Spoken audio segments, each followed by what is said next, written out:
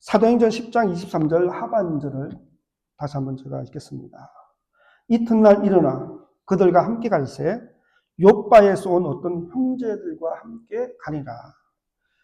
성령님의 인도하심을 받은 베드로는 고넬료가 보낸 세 사람과 함께 이제 하룻밤을 유숙하였습니다.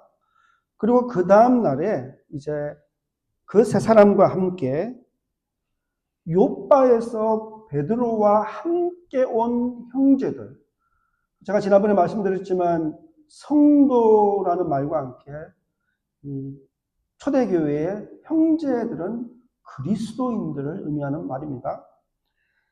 그래서 사도행전 11장 12절을 보니까 욥바에서 함께 온 형제들이 6명이었다라고 이야기를 합니다. 그러니까 베드로와 또 고넬료가 보낸 세 사람과 욥바에서 함께 온 형제들 6명과 총 몇 명입니까? 몇 명이죠? 10명이죠? 10명이 이제 함께 가이사랴를 향해서 떠나게 됩니다.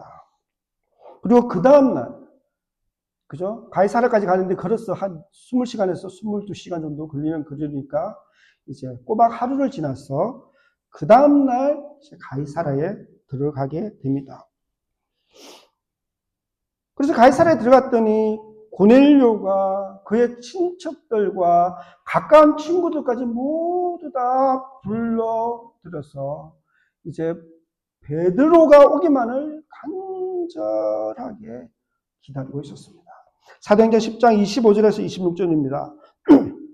마침 베드로가 들어올 때 고넬료가 맞아 발 앞에 엎드려 절하니 베드로가 이렇게 이르되 일어나라 나도 사람이라 하고. 여러분 그 당시에 유대인의 율법과 간섭 속에서 유대인의 종교 지도자인 베드로가 이방인을 만나러 가는 것이 일반적이지는 않았습니다. 더구나 이방인의 집에 들어간다는 것은 유대의 율법을 범하는 것이었습니다.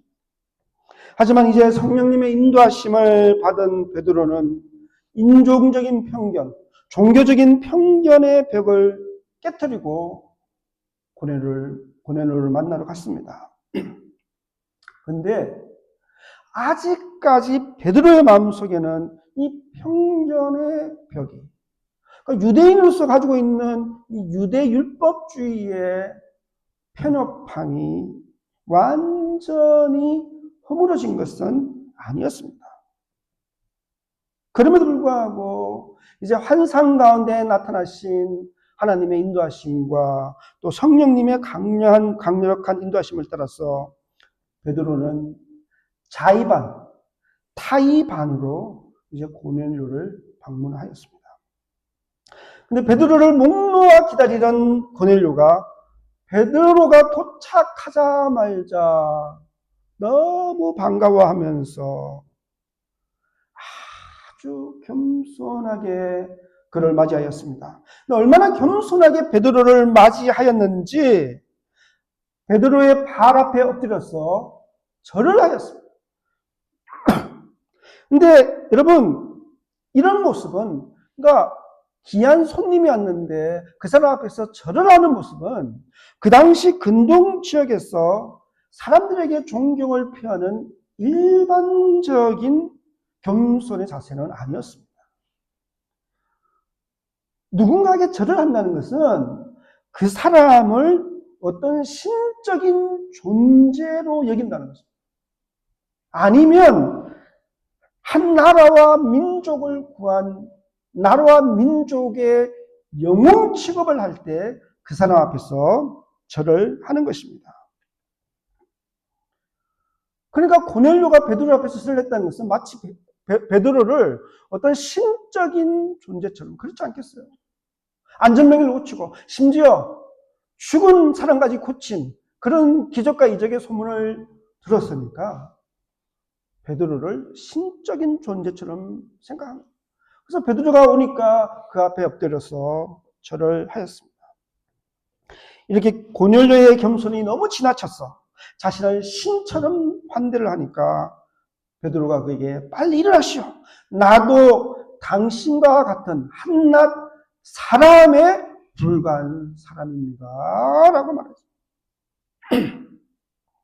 다시 말해서 베드로는 사람들이 자신을 신처럼 떠받는 것을 원하지 않았습니다. 그래서 나도 당신과 같은 동일한 사람입니다. 라고 말하였던 것입니다.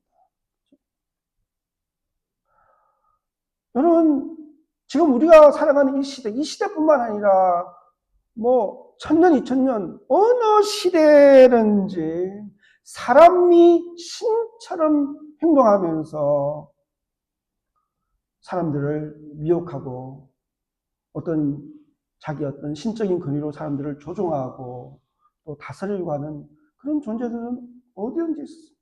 근데 여러분, 역사상 신적인 존재가 인간의 모습으로 나타난 것은 예수 그리스도 한 분밖에 없다는 것을 아셔야 돼요. 그래서 제가 여러 번 강조하지만 자기가 마치 신적인 어떤 존재인 것처럼 재림주인 것처럼 요즘 재림주들이 너무 많아요. 너무 많아요. 신기하잖아요.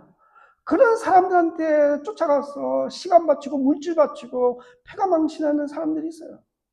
어리석어 보이죠, 여러분? 영적인 문제라서요. 영의 문제예요. 미혹하는 영역, 악령. 성령의 영이 없었어요. 재림주라고까지 하지 않더라도 마치 어떤 자기가 신적인 어떤 권능을 받아서 치유하고 다스리는 그런 어떤 권능이 있는 것처럼 마치 신처럼 이렇게 교만하게 활동하고 교만하게 태도를 가지고 있는 사역자들이 있습니다. 잘못된 거예요.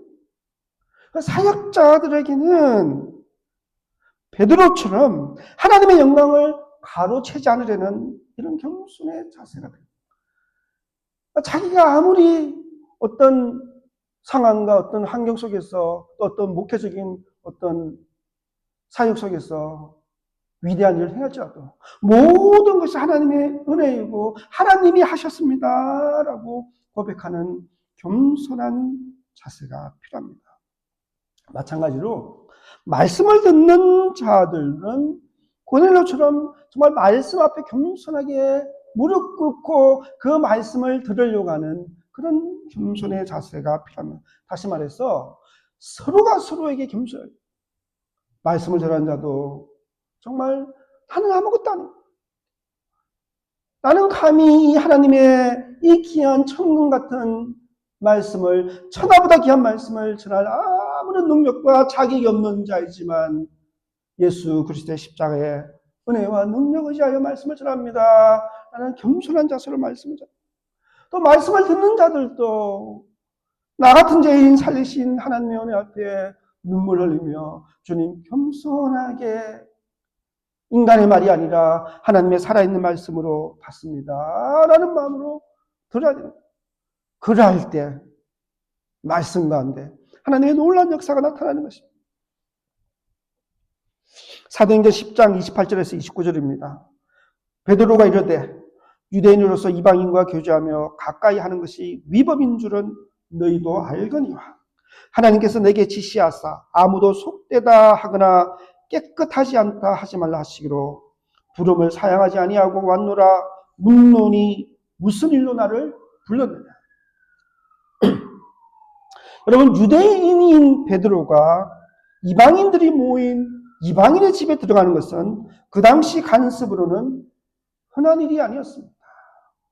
아니, 율법의 법도를 깨는 것이었습니다. 그래서 자신에게 절하는 고넬료를 이렇게 세운 베드로는 그와 함께 있던 많은 사람들에게 이렇게 말하였습니다. 유대인으로서 이방인들과 교제하고 가까이 하는 것이 유대법의 위반이 되는 것이라는 것은 내가 잘 알고 있지만 그러나 하나님께서 환상 가운데 성령님께서 나에게 역사하셔서 어떤 사람에게도 구별되지 않았다거나 깨끗하지 않다고 하는 말을 해서는 안 된다고 하시면서 나를 이곳으로 가라고 지시하셨다. 그래서 나는 하나님의 명령을 거부하지 않고 왔다라고 말합니다. 그러면서 고넬료에게 묻습니다. 도대체 무슨 연유로 나를 이곳에 불렀느냐라고 물었습니다. 그래서 고넬료는 베드로에게 4일 전에 기도하는 중에, 여러분 그러니까 지금 고넬료가 환상 가운데 하나님의 천사를 만난 날부터 고넬료에게 사랑을 보내고, 또 그 사람이 베드로와 하룻밤을 자고, 또 베드로가 그 사람들과 또 요바에서 온 형제들과 함께 가이사라에 오는 데까지 지금 4일이 걸렸어. 4일. 그래서 4일 전에 기도하는 중에 경험하였던 환상 이야기를 했습니다. 그리고 이야기 말미에 고넬료는 베드로에게 이렇게 말합니다. 사도행전 10장 33절 하반절입니다. 이제 우리는 주께서 당신에게 명하신 모든 것을 듣고자 하여 다 하나님 앞에 있나이다. 여러분, 고넬료와 그와 함께한 모든 사람들은 말씀 앞에 겸손하게 무릎 꿇고 하나님의 말씀을 들을 준비와 자세가 되어 있었던 것입니다. 얼마나 훌륭한 청중들입니다. 근데 요즘은 사실은 목사로서 다른 데 설교하고 다니지만요, 만나보면 이런 겸손하게 말씀을 들으려고 하는, 말씀을 갈망하고 말씀을 열망하면서 듣는 청중들을 만나는 게 쉽지가 않습니다. 그 환경적으로도 그래요. 청중들의 귀가 너무 어떻습니까? 밝아져가지고, 그러니까 듣는 수준이 너무 높아져가지고, 뭐야? 유튜브에 들어가면 뭐 세계적인 설교가들, 만만하면 한국에서 제일 설교 잘하는, 제일 인기 있는 목사님들 설교 듣잖아요. 그렇죠? 그러니까 자기 교회 목사님 설교 들으면서 만족을 못합니다. 그러니까 교회는 그냥 필요에 따라서 여러 가지 뭐 사람을 만난다든지, 또 가족 관계라든지, 직분이라든지, 또는 비즈니스적인 필요라든지, 이런 곳 속에서 어떻습니까? 가게 되는 거가 많아요. 그 예배 시간에는 그냥 1시간 때우고 오는 거예요. 그리고는 집에 와서 자기가 좋아하는 목사님 설교 들으면서, 그러다 보니까요, 사람이 길어하는 게 그래요. 여러분, 옛날에 한때 한 20년 전인가요? 제가 이렇게, 여러분, 이게 그 세계적인 세 사람의 트리오 그 유명한 성악가들이 있어요. 루치아노 파발로티인가 이런 사람들 있잖아요. 그 세 사람이 나서 이렇게 노래를 하는 그 비디오와 또 그 프로그램이 굉장히 유명했어요. 저도 많이 들었거든요. 근데 그걸 좀 여러 번 듣다가 똑같은 노래인데 한국 테너가 그 노래를 부르는데 너무 듣기가 싫은 거예요. 수준이 너무 낮아가지고 사람이 그렇게 되는 거예요.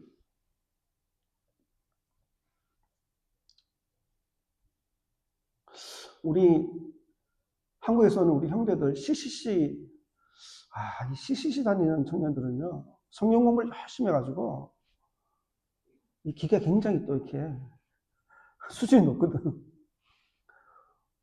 오늘 이렇게 정말 하나님 은혜 가운데 우리 교회 와서 예배 드리는데 저의 수준 낮은 설교를 들으면서 또 너무 이렇게 또 실망하지 마시기 바랍니다.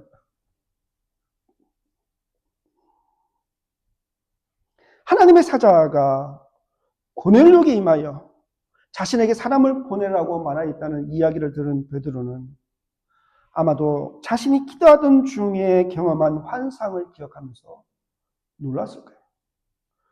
그리고 고넬료와 함께 말씀을 듣기 위해 겸손하게 모여있는 많은 이방인들을 보면서 베드로는 유대인과 사마리아인을 넘어서 이제는 이방인들과 온 인류를 구원하기 원하시는 하나님의 뜻을 깨닫게 됩니다.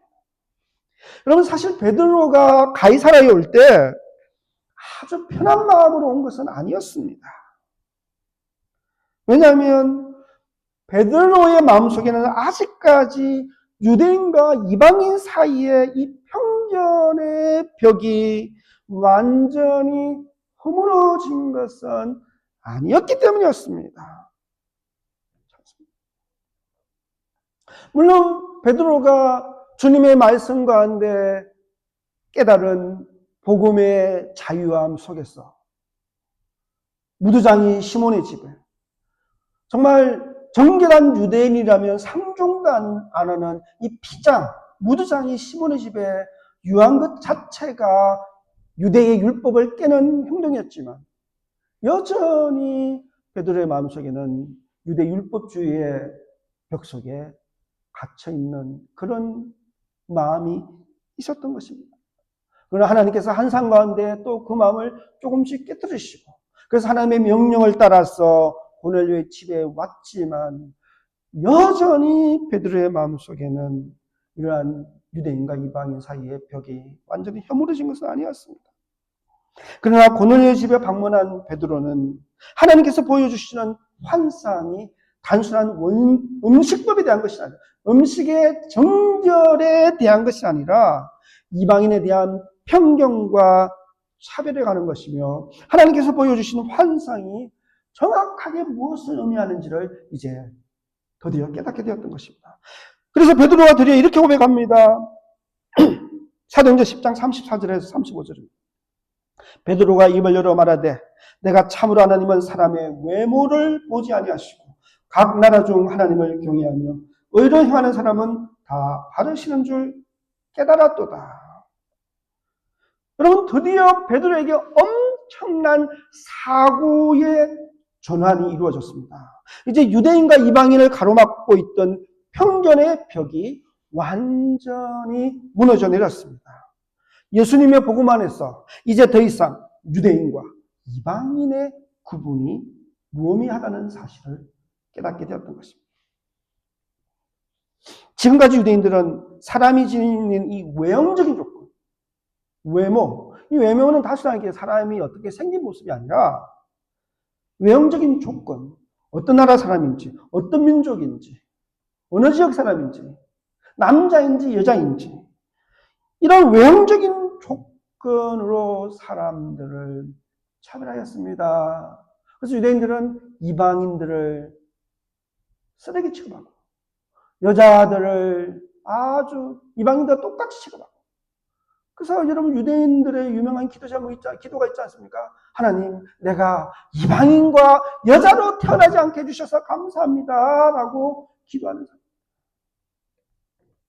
그리고 어딘가 율법을 범하고 안식일을 범하고 죄를 짓는 그런 세리와 창기들을 쓰레기 취급하고 병들린 문둥병자들을 쓰레기 취급하고 피장을 쓰레기 취급하고 이렇게 외형적인 조건으로 차별하고 불평등하게 대하던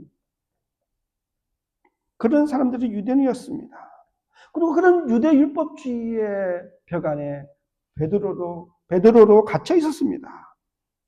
그러나 이제 베드로는 완전히 새로운 시대가 시작됐다는 사실을 깨닫게 되었습니다.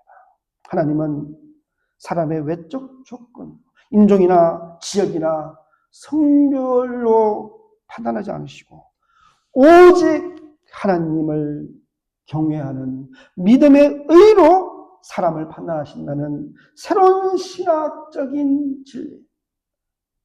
좀 더 개혁주의 신학, 우리 성경적인 신학으로 이야기하면 이신칭의의 진리. 오직 믿음으로 구원받는다는 이 이신칭의의 진리를 깨달은 것입니다. 다시 말해서 유대인들에게만 구원이 임한다는 편견이 완전히 깨어진 것입니다. 그래서 베드로는 이방인에 대한 편견과 차별이 잘못되었다는 것을 담대하게 선언하였던 것입니다. 다시 말해서 복음의 세계성, 복음은 유대인들에게만 한정된 것이 아니라 이방인, 사마리아 땅을 열어서 이방인 전 세계를 향한 복음이라는 이 복음의 세계성을 선포하였던 것입니다. 네, 여러분, 지금 우리가 이 말씀을 듣고 있는 우리는 이미 이것을 다 알고 있기 때문에 별거 아닌 것처럼 생각할 수 있지만 그 당시 상황에서는 2000년 전에 그 당시에 이 팔레스타인과 유대인과 이방의 이 벽이 존재하는 유대 율법주의의 상황 속에서는 이 복음의 세계성을 선포한다는 것은 엄청난 사고의 혁신이었습니다. 신앙과 신학의 어떤 의미에서는 혁명이었다는 것을 여러분 아셔야 돼요. 이런 놀라운 깨달음 가운데 베드로는 고넬료와 그와 함께 모인 이방인들에게 구원의 복음을 전하였습니다. 사도행전 10장 37절에서 44절에까지 나오는 이 베드로의 설교는 사도행전에 나오는 베드로의 세 번째 설교입니다. 우리가 지난번에 첫 번째, 두 번째 설교를 살펴봤는데 계속 사도행전 우리가 살펴보면서 이 사도행전에 나오는 베드로의 이 세 번째 설교는 전형적인 복음 전도 설교입니다. 복음 전도. 그렇죠? 우리 형제들 CCC에 있으니까 사형리 중심으로 이렇게 복음 전도 공부 많이 하잖아요. 그러니까 오늘 이 베드로의 설교가 전형적인 복음 전도 설교. 근데 이 베드로의 설교의 핵심을 5가지로 요약할 수 있습니다. 첫째는 만유의 주이신 예수님께서 우리의 구원자이신 예수님께서 이 땅에 화평의 복음을 전하러 오셨다는 것입니다. 다시 말해서 우리의 죄로 말미암아 파괴된 하나님과 우리의 관계를 우리의 죄로 말미암아 하나님과 우리의 끊어진 관계를 회복하고 또한 사람과 사람 사이에 놓여있는 갈등과 반목의 벽을 허물고 사랑으로 더불어 함께 평화롭게 살게 하기 위해서 오셨다는 것입니다. 둘째는 예수님은 하나님께서 성령과 능력으로 기름 부은 메시아로 이 땅에 오셨다는 것입니다. 여러분, 메시아라는 말이 기름 부음을 받은 자라는 의미의 히브리어이지 않습니까? 헬라어로는 그리스도, 헬라어로 크리스토스, 헬라어로는 크리스토스, 히브리어는 메사야. 기름 부음을 받은 자라는 것입니다. 그러면 베드로가 하나님이 나사렛 예수에게 성령과 능력을 기름 붓듯 하셨다라고 말하는 것은 하나님께서 예수님을 메시아로 공포하셨다라는 의미와 동일합니다. 이렇게 이 땅에 우리를 구원하실 메시아로 오신 예수님은 공생의 기간 동안 선한 일을 행하시고 마귀에게 눌린 모든 사람들을 고치시는 놀라운 위대한 사역을 행하셨다고 베드로는 고넬료의 집에 모인 모든 사람에게 증언하였던 것입니다. 셋째는 온 인류를 구원하기 위한 메시아로 오신 예수, 구원자 그리스도를 유대인들과 로마인들이 십자가에 못 박아 죽였다는 것입니다. 다시 말해서 예수님께서 우리 죄를 대신 지시고 십자가에 못 박혀 죽으셨다는 것입니다. 넷째는 하나님께서 십자가 위에서 죽으신 예수님을 3일 만에 다시 살아나게 하시다는 것입니다. 여러분, 우리 기독교에 부활이 없다면, 기독교가 십자가의 죽음으로만 끝났다면 기독교의 복음은 nothing, 아무것도 아닙니다. 그러나 예수님께서 십자가에 죽으신 지 3일 만에 부활하심으로 우리에게 영원한 생명의 소망을 주신 것입니다. 그래서 예수님의 부활이 역사적인 사실임을 상기시키기 위해서 베드로는 자신을 포함해서 많은 제자들이 실제로 부활하신 예수님과 함께 식사를 하였다는 것을 증언하였던 것입니다. 마지막으로 누구든지 유대인이든 사마리아인이든 이방인이든 여자든 남자든 어린아이든 늙은이든 청년이든 누구든지 예수 그리스도의 이름을 믿는 자는 제사함을 받고 구원을 받는다는 것입니다. 그리고 이 좋은 소식, 복음을 온 세상에 전하라고 예수님께서 제자들에게 명령하셨다는 것입니다. 이 베드로의 설교를 다시 간단하게 요약하면 우리의 구원자 메시아로 이 땅에 오신 예수님께서 말씀을 정하시며 성령의 능력으로 사역하다가 십자가에 달려 죽으신 지 3일 만에 부활하셨습니다. 그리고 부활하신 예수님께서 제자들에게 누구든지 회개하고 예수 그리스도를 믿으면 제사함을 받고 영생을 얻는다는 이 복음을 모든 사람, 온 세상에 전하라는 명령을 하셨다는 것입니다. 여러분, 예레미야 31장 31절은 이렇게 말씀합니다. 여호와의 말씀이니라. 보라, 날이 이르리니 내가 이스라엘 집과 유다 집에 새 언약을 맺어주라. 여러분, 근데 이 새 언약은 요엘서 2장 32절에 나오는 말씀입니다. 요엘서 2장 32절이 무슨 말씀입니까?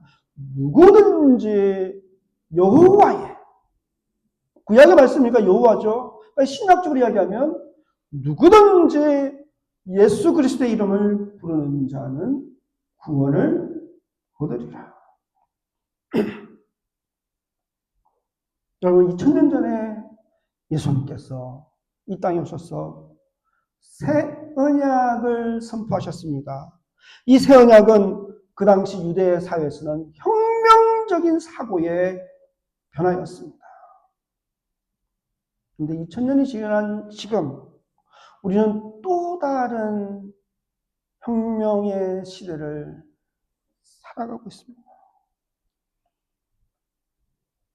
이제 우리가 살고 있는 시대는 30년 전만 하더라도, 40년 전만 하더라도 포스트 모더니즘, 포스트 모던 시대라고 이야기했는데 조금 지나니까 포스트 휴먼의 시대라고 이야기하더니 이제는 AI 시대를 넘었어. 얼마 전가 10년 전까지만 해도 AI가 막 유행하더니 이제는 AI도 한물 갔어요. AI가 아니라 AGI, Artificial General Intelligence. 그렇습니다. 인공 일반 지능의 시대가 곧 온다고 지금 이야기를 하고 있습니다. 여러분, AGI 시대가 뭔지 아십니까? 인간과 동등한 수준 혹은 인간보다 훨씬 뛰어나는 능가하는 수준으로 모든 지적 작업을 하는 인공지능의 시대가 AGI의 시대예요. 여러분, 좀 여러분 들어보신지 모르겠지만 우리 젊은이들은 알 수 있을 텐데 singularity라는 말이 있습니까? singularity. 이 technical singularity 정확하게 말합니다. 이게 뭐냐면요. 지금 곳곳에 인공지능이 있는데 이 인공지능이 이제 인간의 지능을 완전히 초월하여서 인류가 더 이상 그 인공지능이 자율성 가운데 어떻게 나갈지 제어할 수 없는 그 이후의 기술 발전을 예측하거나 통제할 수 없는 기점이 온다는 거예요. 그 기점이 싱귤러리티입니다. 근데 AGI 시대는요, 이 싱귤러리티의 기점을 뛰어넘는 인공지능의 시대인 거예요. 그 시대가 되면 도대체 어떤 세상이 될지 알 수가 없습니다. 이렇게 세상은 우리가 상상할 수 없을 정도로 빠르게 변화하고 있습니다.